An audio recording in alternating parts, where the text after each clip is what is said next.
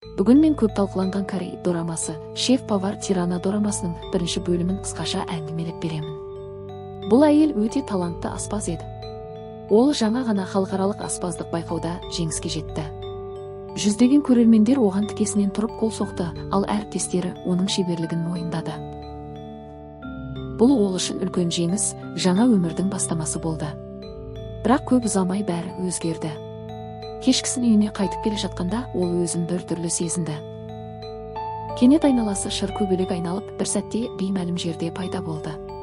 Көз алдында алып сарай, көне сауыт киген сақшылар мен Чосон дәуірінің киімін киген адамдар тұрды. Әуелі ол мұны қалжың немесе фильм түсірілімі деп ойлады. Бірақ айналадағының бәрі шынайы көрінді.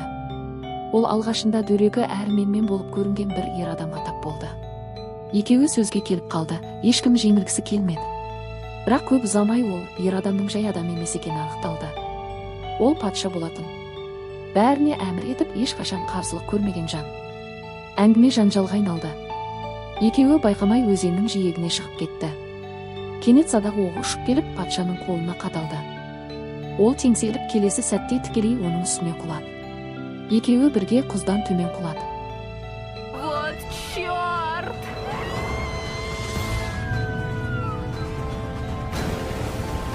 Әйел есін жиғанда оны қасында көрді.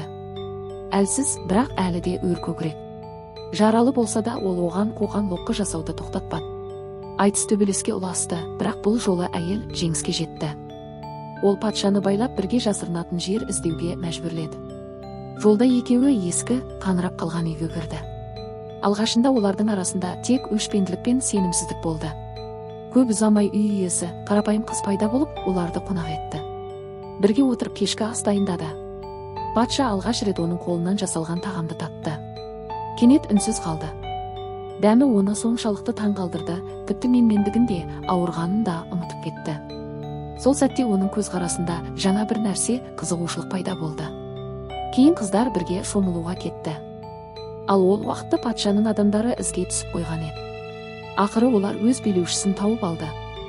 Олар оны кері әкетті, ал ол өзен жағасында тұрып қалып, бұл тек олардың таңғаларлық әрі қауіпті оқиғасының бастамасы екенін түсінді.